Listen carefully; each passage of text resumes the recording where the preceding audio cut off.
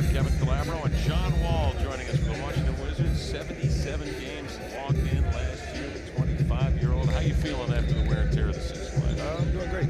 I had surgery this summer on Cinco de Mayo day, and I've just been rehabbing, just trying to get stronger, prepare myself to play 482 games this season. This Wizards team revamped now. You got a new head coach, Scotty Brooks. What's he been telling you about his vision for your ball club and how you fit in? He wants us to be a defensive-minded team, get back to where we was 2 years ago, being a defensive-minded team, and just a team that moves the ball and shares it on the offense end. John, when you talk about it, you guys got into the playoffs, and obviously you were a little bit banged up, but that season there where you guys got a chance to compete and then you don't get a chance to make the playoffs. Talk about what you've talked to your group about coming into this season.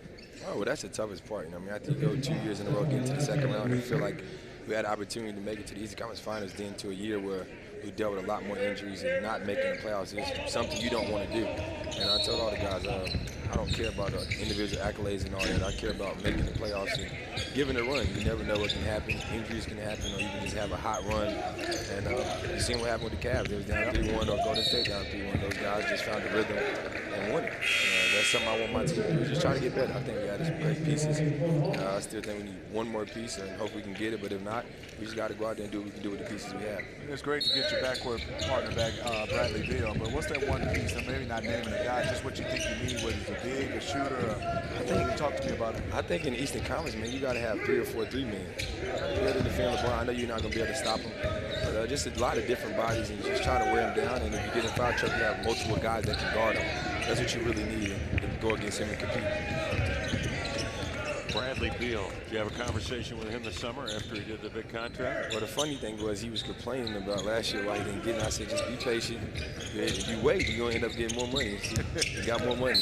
So I'm kind of happy for all these guys. One guy I'm very happy for is Garrett Temple, a guy that played 7 years and been a lot of 10-day contracts and never had the opportunity, but only make $5 million. That's a lot, but only making in 7 years, and then to sign a deal where he can make $8 million a year. I'm very excited for him. That's one of the most professional guys I've ever seen as a teammate on and off the court.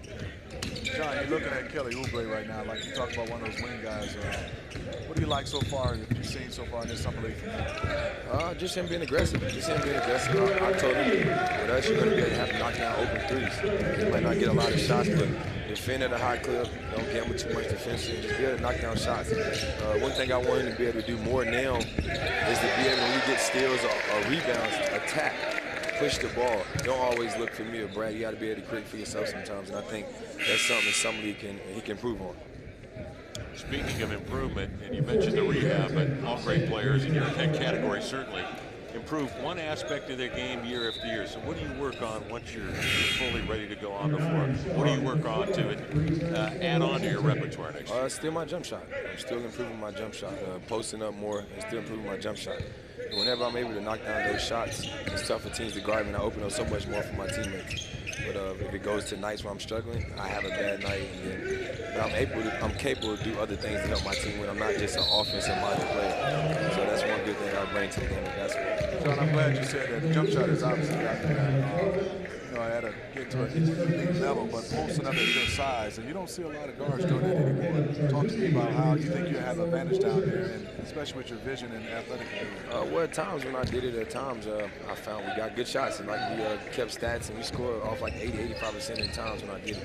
And I think one guy really modeled to try to do it is Russell. He does it so much and puts so much pressure on your team. And he makes plays, he makes reads, and he figures it out. And I think with our team, I've added people that can finish around the basket and Gortat and Mahimi and those guys. It makes it a lot easier than having knockdown shooters, but it's hard to guard those type of guys. And I'm glad my team's making a run right now. Yes, they are. They come from behind. They played better defense. They've defended the three-point line. Here's Dave Walters the other way. Veteran point guard. Nice shot. A little too early on the clock, John Wall? In that situation with him, some guy closing out like that, attack baseline.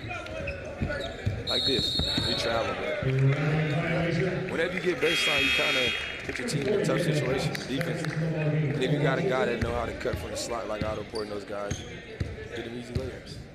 Talking about Otto Porter, where does he need to improve his game to help your ball club? I think just getting confident. I think beginning of the season, he kind of lost confidence. He said he was like mentally and physically tired. I'm like, you're only 20 games in. I'm saying like you work this hard in the summer to get to a starting spot. You got to take advantage of it. I think one thing he just really got to get stronger. I mean, I think early in the season we played like LeBron and KD and Carmelo like a week span, and it wore 'em down.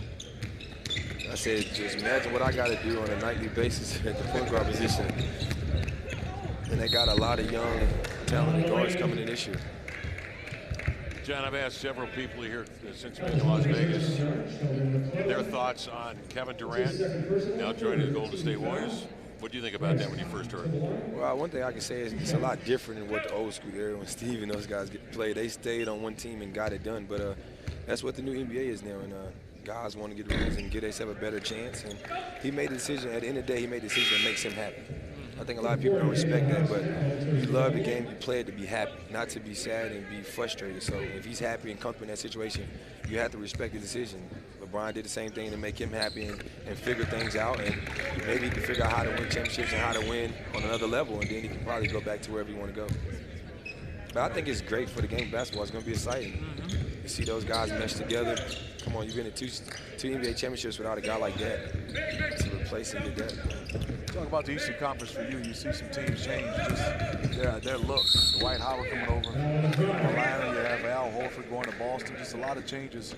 Where do you see the Washington Wizards, facing some of these teams right now where, obviously Boston is bigger, better with Al Horford in the front court, and then Dwight, maybe changing the outlook of the Hawks? I think it's great. I mean, I think if we would have had Markieff Morris a lot early in the season, that's what we needed. A lot of times we had to double team fours and white the post. Now we have a guy that can go back at 4 men and guard those guys one-on-one. That's kind of a big accolade. And I think adding guys like Mahinmi and those guys that can protect the rim and block shots for us is going to be a key. But I think like Dwight, that kind of helps them out of spacing the floor, having Millsap in there, but it kind of takes away from them with the ball movement as much as Al spacing the floor. But I think Boston got better. I think a lot of teams got better. I think Chicago got better. I mean, they have Jimmy Butler team and D-Wade coming in, and they had Robin Lopez and Rondo that's going to run the team, and one of the best point guards in the league with a basketball IQ.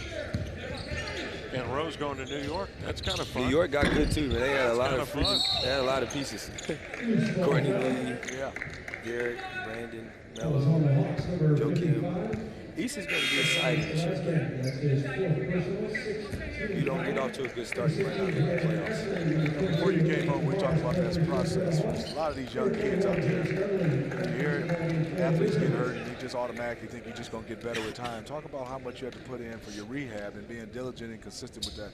Well, the funny part is I had my homeboy here from North Carolina. I got him working out with me through like the process to see what the NBA is all about. He told me he thought all we do is wake up, play basketball. I said, listen, you spend an hour stretching, 20 minutes in the cold tub, massages. He's been complaining. And he works out, but it's a totally different workout. But I told him, we don't just get up and have fun. We got a lot of freedom, but we got a lot of work we have to put into this.